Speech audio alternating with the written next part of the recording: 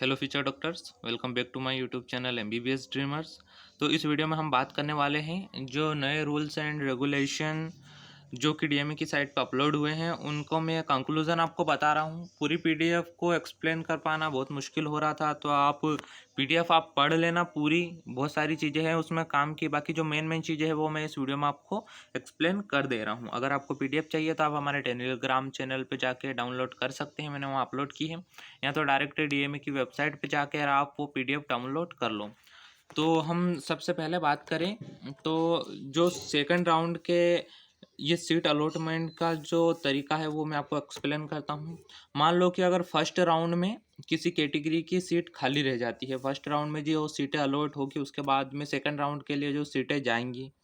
उसमें जो सीटें खाली बच गई है, और मान लो कि एससी कैटेगरी पे एसटी कैटेगरी पे सीट खाली बच गई है और उस कैटेगरी में स्टूडेंट ही नहीं बचे हैं सेकंड राउंड के लिए, तो उस कैटेगरी की जो सीटें बची हुई है उस पे एससी कैटेगरी का स्टूडेंट को अलॉट कर दी जाएगी। अगर ऐसा ही सेम चीज़ एससी कैटेगरी के स्टूडेंट के लिए होती है कि सेकंड राउंड में एससी कैटेगरी का कोई स्टूडेंट ही नहीं बचा है, तो उसकी जो बची हुई सीटें हैं वो एसटी कैटेगरी के स्टूडेंट को अलॉट कर दी जाएगी। मान लो कि दोनों कैटेगरी में कोई स्टूडेंट नहीं बचा है तो फिर वो ओबीसी के स्टूडेंट को अलॉट कर दी जाएगी, और लास्ट में सबसे अनरिजर्व कैटेगरी का स्टूडेंट को अलॉट की जाएगी। सेम चीज़ थर्ड राउंड के लिए है, लेकिन इसमें कुछ चेंजेस हैं। किसी भी कैटेगरी में अगर कोई भी सीट खाली बचती है तो उसको थर्ड राउंड में सीधे से, मतलब कि खाली बचती है इन द सेंस कि कोई स्टूडेंट बचा नहीं है थर्ड राउंड में इस कैटेगरी में से, मान लो एसटी एससी ओबीसी कैटेगरी में से कोई स्टूडेंट बचा ही नहीं है कैटेगरी में काउंसलिंग करने के लिए,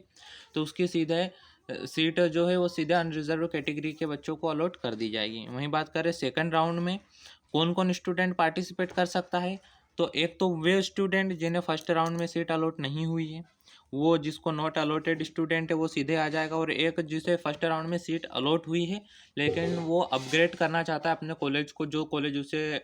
अलॉटेड हुआ है वो उसको नहीं चाहिए और उसके दूसरा कॉलेज चाहिए, तो वो अपग्रेडेशन की एक प्रोसेस होती है जो कि हमें सेकंड राउंड से पहले करनी होती है, उसके थ्रू सेकंड राउंड में पार्टिसिपेट कर सकता है। अब थर्ड राउंड में कौन पार्टिसिपेट कर सकता है, तो जिसे दोनों राउंड में सीट अलॉट नहीं है वो स्टूडेंट थर्ड राउंड में पार्टिसिपेट कर सकता है, और जिसे सेकंड राउंड में जो कॉलेज जो कॉलेज अलॉट हुआ है और वो नहीं चाहिए उसे अपग्रेड करना है तो वो थर्ड राउंड में पार्टिसिपेट कर सकता है। वहीं बात करें कि फ़ीस कितनी होने वाली है सेकंड राउंड में, तो सेकंड राउंड की फ़ीस है वो एक इम्पोर्टेंट चेंज इसमें हुआ है, फ़िलहाल वो देखने को मिल रहा है।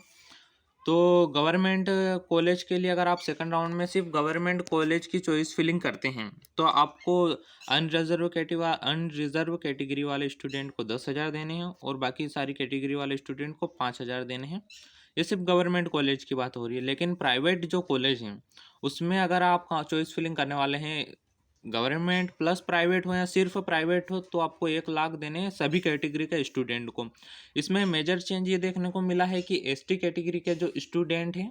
उनको पहले सेकंड राउंड में 1,00,000 जमा नहीं करने होते थे, लेकिन अभी जो रूल एंड रेगुलेशन की जो पीडीएफ आई है उसके हिसाब से उन्होंने बोला है कि सभी श्रेणी के स्टूडेंट को सेकंड राउंड में 1,00,000 रुपये जमा करने पड़ेंगे। सेम चीज़ थर्ड राउंड में जाने वाला स्टूडेंट के लिए भी है कि उनको भी 1,00,000 जमा करने पड़ते हैं थर्ड राउंड में जाने के लिए। सेकंड से थर्ड में गए तो आपको 1,00,000, फिर थर्ड राउंड में फिर से जिसे मॉपअप राउंड कहते हैं उसमें फिर जमा करने पड़ते हैं। जो मॉपअप राउंड होता है उसमें फ्रेश रजिस्ट्रेशन हो सकता है, लेकिन वो फ्रेश रजिस्ट्रेशन के लिए जिसने मतलब कि फर्स्ट राउंड में रजिस्ट्रेशन नहीं किया था और वो सीधे मॉपअप राउंड में पार्टिसिपेट करना चाहता है तो वो 2,00,000 रुपये जमा करके सीधे से मॉपअप राउंड में रजिस्ट्रेशन कर सकेगा। अब जो मॉपअप राउंड में जो सीट आपको अलॉट हुई है और आपने उसे छोड़ दी, मतलब मॉपअप राउंड में जो सीट अलॉटेड है बच्चे को अलॉट हो गई है और उसने उसके बाद सीट को छोड़ दिया, तो वो सीएलसी राउंड के लिए नहीं जाएगी, वो सीट फिर सीएलसी राउंड में नहीं जाएगी, जिसे कि स्ट्रे वैकेंसी राउंड बोलते हैं, कॉलेज लेवल काउंसलिंग भी बोलते हैं इसको, जो कि कॉलेज के लेवल पे होती है, लेकिन ये सीट अब कॉलेज में नहीं जाएगी, ये सीट खाली रहेगी। तो यही कुछ मेजर चीज़ें हैं, बहुत सारी चीज़ें और पीडीएफ में हैं, तो मैं फिर बोलूँगा पूरी पीडीएफ को मैं एक्सप्लेन करूँगा, बहुत बड़ी वीडियो हो जाएगी, आप लोग देखेंगे नहीं तो आप लोग पीडीएफ को पढ़ें, और मैं बोल रहा हूँ ज़रूर पढ़ें, बहुत इंपॉर्टेंट पीडीएफ है आप सबके लिए। बहुत सारे रूल्स एंड रेगुलेशन हैं, जैसे कि आप अगर थर्ड राउंड में आपको कॉलेज अलॉट हुआ, आप इस राउंड में कॉलेज को छोड़ते हैं तो आपको एक सीट लिविंग बॉन्ड होता है आपका, जो कि उसकी फ़ीस भरनी पड़ेगी आपको अगर आप मॉपअप राउंड में कॉलेज को छोड़ते हैं। फर्स्ट और सेकंड राउंड में आपको कॉलेज अलॉट हुआ तो आप उसमें से एक मतलब कि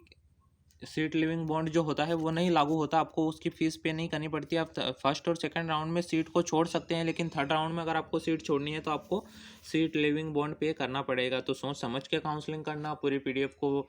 पढ़ लेना, सारे रूल्स एंड रेगुलेशन अच्छे से पढ़ना, उसके बाद ही काउंसलिंग में पार्टिसिपेट करना। और ऐसी मोर इन्फॉर्मेटिव वीडियोज़ के लिए हमारे चैनल को सब्सक्राइब कीजिए। कोई डाउट हो तो कमेंट सेक्शन में आप पूछ सकते हैं। Thank you.